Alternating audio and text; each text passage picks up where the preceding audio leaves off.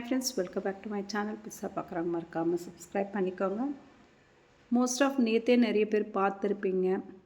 So நிறைய rib song போட்டிருந்தேன். So யார் இவங்க அப்படின்றது சில பேருக்கு தெரியும், யார் இவங்க சில பேருக்கு தெரியாமல் இருக்கும். ஸோ இவர் தான் என்னோடய பெரிய பையன் ஜேபி சஷாங்க். 2001 கொரோனா பீக்கில் கொரோனாவில் எதுவுமே ஆகலை இருக்கு. 2 times கொரோனா அஃபெக்ட் ஆச்சு. பட் அப்போது காப்பாற்றிட்டோம். பட் ஒரு வாட்டர் ஆக்சிடெண்ட்டில் ஜூன் 19th இறந்துட்டார். ஸோ 5 வருஷம் ஆயிடுச்சு நேத்தியோட. 5 வருஷம் எப்படி போச்சு அப்படின்றது தெரியல. ஸோ எல்லாரோட எண்ணம் எப்படி தெரியுங்களா இருக்கும், அவர் போன உடனே அவர் கூடவே போயிடணும், அப்புறமா என்ன ஒரு வாழ்க்கை அப்படின்ற மாதிரி தான் எனக்குமே இருந்தது.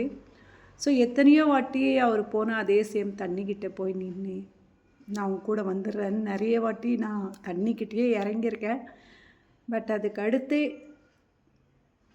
ஒரு நாள் ஒருத்தர் எனக்கு நம்ம லேவட்டில் இருக்கவங்களே சொன்னாங்க, நீ பாட்டுக்கு இறங்கி பையன் போயிட்டான், நீ பையன் கூட போகணும் அப்படின்னு போயிட்டேன்னா பையன் வேண்டி வேண்டி தவம் இருந்து உனக்கு ஒரு தங்கச்சி வேணும் அப்படின்னு தவம் இருந்து கேட்டிருக்கா அப்படின்னு நீங்கள் எத்தனை வாட்டி சொல்லியிருக்கீங்க.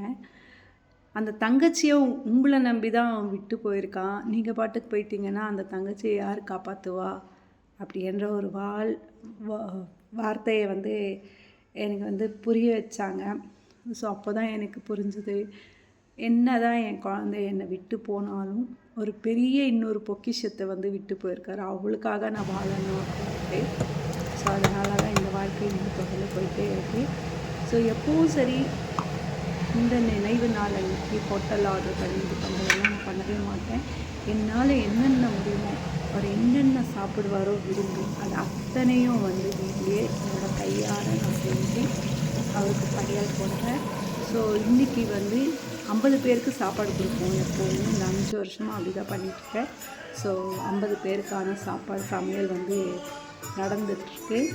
அண்ட் அதே மாதிரி தம்பிக்கு பூ மாலை என்ன ரொம்ப ரொம்ப பிடிக்கும்.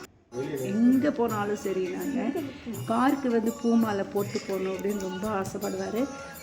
அதுக்கடுத்து இன்னொரு மிக பிடிச்ச ஒரு விஷயம் அப்படின்னு பார்த்திங்கன்னா இந்த ஐயப்பன்னா அவருக்கு அவ்வளோ உயிர். ஸோ எந்த ஐயப்பா உக்காந்து ஐயப்பா நின்ன ஐயப்பனை இருக்கிற வரைக்குமே எத்தனை வாட்டி கூப்பிட்ருப்பாரோ தெரியல. மேபி நீங்கள் இருந்து கஷ்டப்படாத, நீ என்கிட்ட வந்துரு அப்படின்ற ஒரே ரீசனுக்காக என் பையனை ஐயப்பா கூப்பிட்டுக்கணுன்றது எனக்கு தெரியாது. ஸ்டார்டிங் போனப்போ நிறைய ஏன் கடவுளை எனக்கு இப்படி பண்ணுற அப்படின்னு ரொம்ப நொந்து இதுவாகும். ஏதோ ஒரு ரீசன் 2 கையில் மேலே சரி, நம்ம இந்த உலகத்தை விட்டு போகிறதுக்கும் சரி, அது என்ன காரணம் அப்படின்றது தெரியாது. பிறந்தோம் வாழ்ந்தோம் போயிட்டோம் அப்படின்ற மாதிரி தான் இருக்கும். பட் ஆனால் இருக்கிற வரைக்குமே நம்மளோட வாழ்க்கையில் முடிஞ்ச லெவல் நல்லதே செய்வோம், நல்லது மட்டுமே செய்வோம். முடிஞ்ச லெவல் தானங்கள் பண்ணலாங்க. இல்லாதவங்களுக்கு நம்மளால் முடிஞ்ச இந்த அன்னதானம் பண்ணலாங்க. வேறு எந்த தானமும் வேண்டாம், அன்னதானம் மட்டும் பண்ணலாம். ஸோ அவர் ஒரு வாட்டர் ஆக்சிடெண்ட் அப்படின்னு சொன்னேன், ஒரு லேவட்குள்ளே தான் நம்ம இருந்த லேவட்டில் தான். ஸோ ரொம்ப ரொம்ப கம்மியான தண்ணியில் தான் அவர் இறந்தார். இப்போ பார்த்திங்கன்னா இது அப்படியே ஒரு பெரிய ஏரி மாதிரி ஆயிடுச்சு.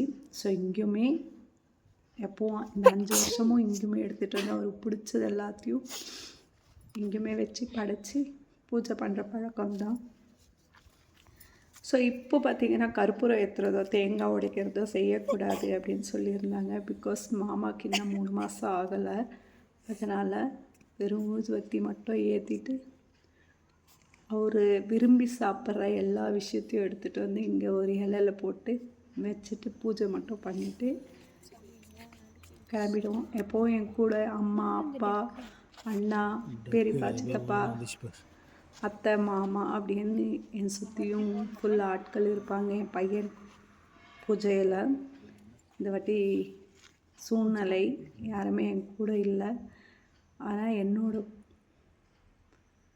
ஃபேமிலி, இன்னொரு ஃபேமிலி எல்லாமே என் கூடவே இருக்காங்க. ஸோ கண்டிப்பாக ஒரு நல்ல மனசு, நல்ல எண்ணங்கள், உங்கள் பசங்களுக்கு வந்து நல்ல எண்ணங்களை வந்து நிறைய சொல்லிக் கொடுங்க. கண்டிப்பாக ஒரு நாள் இல்லை ஒரு நாள் அந்த எண்ணங்கள் வந்து அவங்களோட வாழ்க்கையை நல்லா முன்னேற வழிகாட்டும். அவன் உனக்கு கொடுக்கலையா நீயே கொடுக்காத, அவன் உன்னை திட்டினானா நீயே திட்ட, அவன் உன்னை அடித்தானா திருப்பி உன்னால் எவ்வளோ முடியுமோ அவ்வளோ அடி. இது கிடையாதுங்க நம்ம வளர்க்குற முறை. அவன் அடித்தானாடா சரி விடு நீ அடிக்காத, அவன் உன்னை திட்டினானா சரி விடு அவன் ஏதோ ஒரு கோவத்தில் ஒன்று திட்டானோ. இப்படி தாங்க நம்ம பசங்களை வந்து வளர்க்கணும்.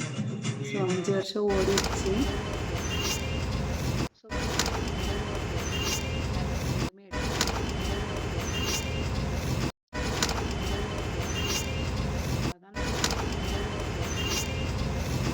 மக்கள்ஸ் நேற்று பூஜை பெரிய லெவலில் கிடையாது, ஒரு சிம்பிளான முறையில் என் பையனுக்கு என்னென்ன தேவையோ அத்தனையும் வச்சு ஒரு சிம்பிளான பூஜை முடித்தாச்சு. ஸோ உங்கள் வீட்டில் நீங்கள் எத்தனை பேரை நீங்கள் மிஸ் பண்ணியிருக்கீங்க அப்படின்றது மறக்காமல் கமெண்ட்டில் கமெண்ட் பண்ணுங்கள். மீண்டும் சந்திப்போம். நன்றி, வணக்கம்.